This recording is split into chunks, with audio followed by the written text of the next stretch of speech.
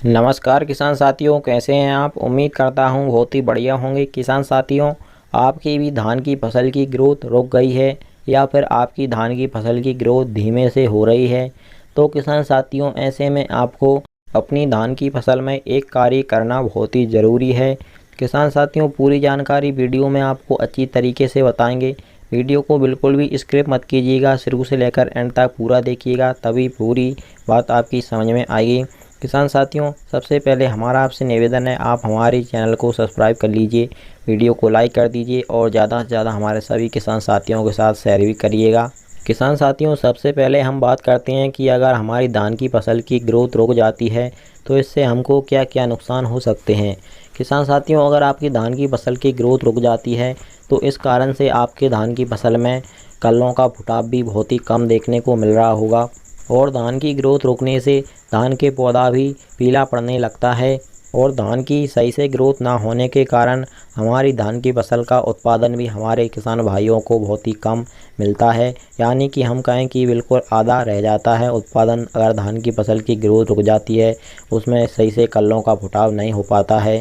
किसान साथियों, अगर आपकी धान की फसल की आप अच्छी ग्रोथ बढ़ाना चाहते हैं और उसमें कल्लों का फुटाव भी चाहते हैं और आप चाहते हैं कि आपकी धान की फसल बिल्कुल हरी भरी रहे, तो इसके लिए किसान साथियों आपको अपनी धान की फसल को 2 खाद देने की ज़रूरत होगी। पहला खाद है यूरिया। किसान साथियों, आपको अपनी धान की फसल में 30 से 35 किलोग्राम प्रति एकड़ के हिसाब से आपको यूरिया का छिड़काव करना है। किसान साथियों, धान की फसल की ग्रोथ रोकने के 2 ही मुख्य कारण होते हैं, या तो आपकी धान की फसल में नाइट्रोजन की कमी आ गई है या फिर पोषक तत्वों की।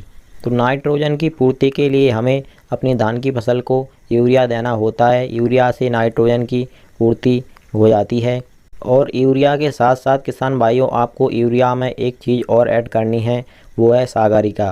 किसान साथियों, सूक्ष्म पोषक तत्वों की कमी से भी अपनी धान की फसल में हरापन कम हो जाता है, उसकी ग्रोथ रुक जाती है और कल्लों का फुटाव भी कम होता है। तो आपको किसान साथियों यूरिया और सागरिका दोनों को एक साथ मिला करके अपनी धान की फसल में छिड़काव कर देना है और छिड़काव करने के 10 दिन बाद आप देखेंगे आपकी धान की फसल अचानक से ग्रोथ करने लगेगी। उसमें जो भी पीलापन हुआ वह बिल्कुल हरी हो जाएगी, हरी भरी हो जाएगी आपकी धान की फसल और कल्लों का फुटाव भी करने लगेगी। किसान साथियों, धान की फसल की ग्रोथ बढ़ाने का यह बहुत ही बढ़िया तरीका है और इसमें खर्चा भी कम होता है। आप इसकी बजाय और दूसरे प्रोडक्ट यूज करेंगे अपनी धान की फसल में तो उनसे आपका खर्चा ज़्यादा होगा और लाभ कम होगा। तो किसान साथियों, आपको हमारी जानकारी कैसी लगी कमेंट सेक्शन में ज़रूर बताइएगा और आप हमारे चैनल पर नए आए हो तो हमारे चैनल को सब्सक्राइब कर लीजिएगा, क्योंकि इसी प्रकार की जानकारी आगे भी आपको हमारे चैनल के द्वारा मिलती रहेगी। इस वीडियो में इतना ही। चलिए फिर हैं इसी प्रकार की अगली वीडियो में। नमस्कार, धन्यवाद।